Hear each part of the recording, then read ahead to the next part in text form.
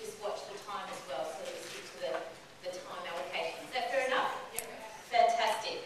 Okay, you should have on your desk, and it's really important what we've covered here, that you take time to note down the key learnings. I notice a lot of people are taking notes while I'm talking. I hope you're doing that, because they'll act as excellent triggers later on. Of course, you know, I want to make sure that you don't just fill your head with stuff, but we actually start to turn this into a practical process for you.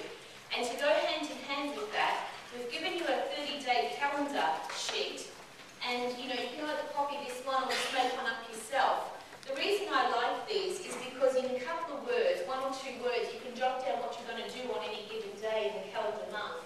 And especially when we go through this next section, you know, and you've got the recurring income streams going. In other words, you know, you're building a following, and you're going to make subsequent offers. You're going to follow people up, not just advertise, and if they buy or leave, you know, leave it at that.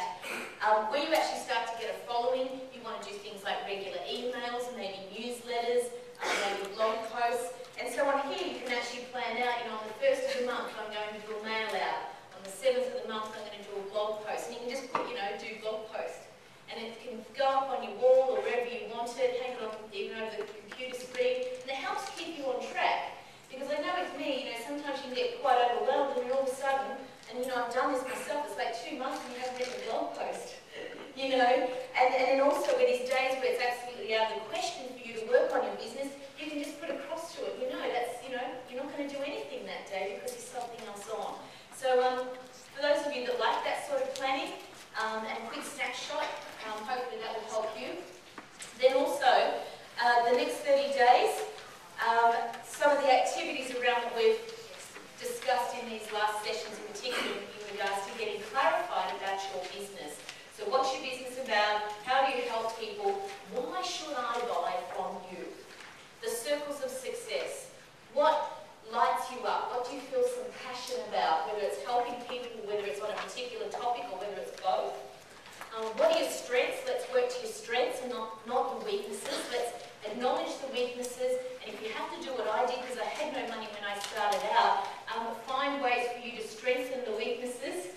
Because if you don't have the luxury of paying someone else, or if you do have that luxury, of course, outsource it. Work with your strengths so you stay in a position of power. That's going to keep you inspired to overcome the challenges that anyone will face in a business, particularly if you started it from scratch. So over the course of the weekend, officially the 30 days doesn't start. So if you'd like to be in a position of positive thoughts about the next 30 days, consider these 3 days with me as bonus days. So it's like getting a jump start on the 30-day plan. Who likes that idea? You just got an extra 3 days you didn't know you had, right? So use, you know, while I'm talking, make notes. If thoughts come to your mind, write them down, because it's amazing when you reflect back, you know, things that you really did lose out of your conscious mind, but then having a few notes triggered you back.